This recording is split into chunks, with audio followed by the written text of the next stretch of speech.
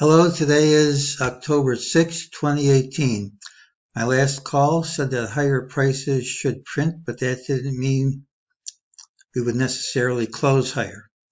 We said the pattern had an early high, a tendency to rally into the close, but if it failed, it would drop in a straight line, something like this. During the day, MEJT said lower prices would come here, and they did. Here it said lower prices would come. Now, once again, MEJT gives targets as opposed to entries and exits. Now, I mentioned in my book that when the second and third bar of this sequence as a group trade over and under the first bar, there is a tendency for the market to do the same before the end of the next trading day. So that means in addition to having lower targets, which we already satisfied, there was an optional higher target that would go over this line. And after I wrote the book, a computer analysis showed that 95% of the time it would trade over this line. So what this pattern told us was that lower prices were targeted, support at the lower target, doesn't have to hold, told us optionally higher prices were targeted, resistance doesn't have to hold, and it now tells us this is a false move, giving us a target of 2873.70, most likely to print Monday. But if we gap up smartly, that probably won't work. We have mixed signals Monday. I want to go over what they are, make a guess as to what will happen, and then go over the long-term picture. This is a pattern which almost always closes at the day's high. When it doesn't close at the day's high, it's negative. Negativity is erased if we gap and promptly take out this high. It's also positive that we dropped all day, couldn't hold on to any of these lows, couldn't even hold on to the intervening high, and actually recovered over this low, which is a rejection of these lows. That's positive. The positivity is erased if we gap and promptly take out this low. Mixed, and those are the positive. What's negative is that we have a lower target and also that we didn't hit a new high. So the commonest thing is we gap and promptly trade outside the day's range. Next most common is we close, it'll change, have the big move on Tuesday, and least common by a large margin is neither one of those things happen. Now, I don't bet money on a guess, but I'm going to make a guess. I don't think anybody should bet money on it, but I would be alert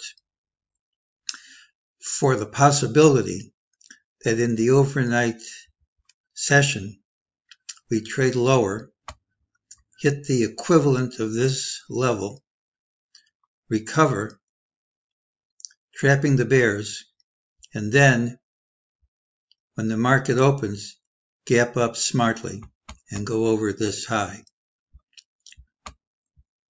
I think it's possible if we gap up that it won't last very long. It could be a gap and trap because Monday's pattern has an early low, which doesn't preclude us from gapping up first. Now, there are signs of longer-term trouble here. Here's the percentage of stocks with positive patterns. Obviously, that's not what you want to see if the market's going to race ahead to new highs. But as far as sentiment is concerned, people are buying puts with abandon, going kind of off the chart how negative they are.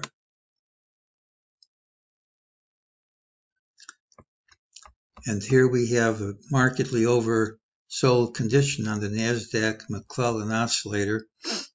Usually a sign of a low, extreme pessimism.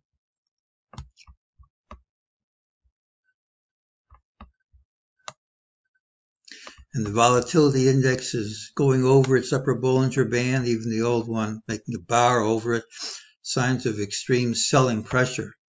Now, when you have a market that's been dropping for a long time and you get readings like that, it's a sign of capitulation and it's long-term positive.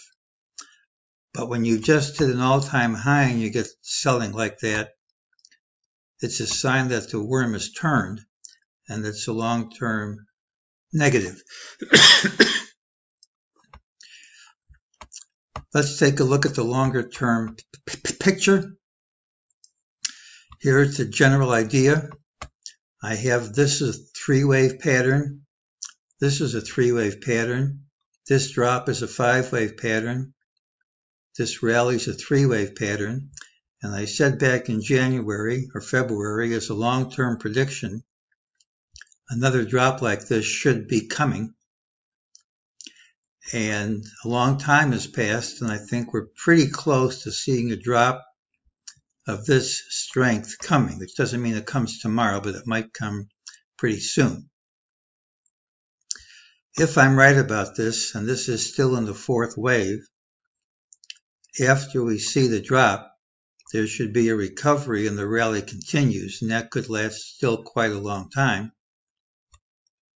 But if this is a fourth wave, you would like to see some sort of Fibonacci relationships confirming all these waves are related. Well, here's the first wave up. And if you set that equal to 23.6% right here, you get some nice hits at 14.6. Here's your 38.2. Your 50 is right on the nose. Here's your 50. Here's your 61.8. There's your 78.6. And there's your 100. So it's compatible with the count that this is all part of the same wave because there's a strong Fibonacci relationship between all these moves. The general idea is that these trend lines met at the high and that high is going to hold.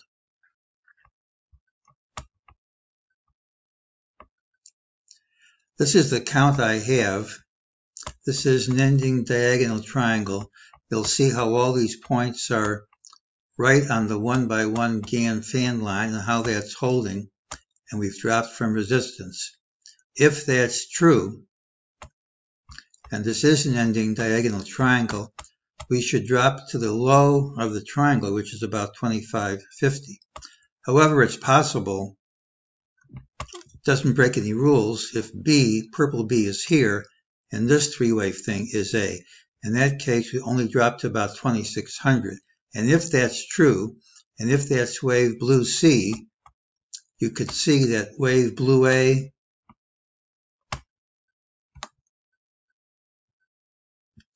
and wave blue C would be equal right around 2600.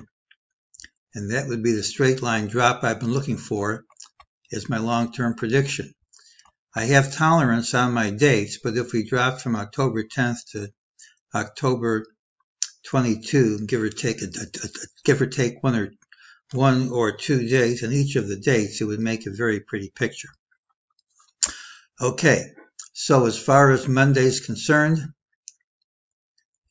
look for a gap and a prompt move outside the day's range, a possibility of a lot of whipsaws with a drop in the overnight market, followed by gapping up smartly when we open, and then reversing that. But remember, I don't bet money on a guess, and that's just a guess. It's the longer term picture, which really is where the money is going to be made, and that's today's call.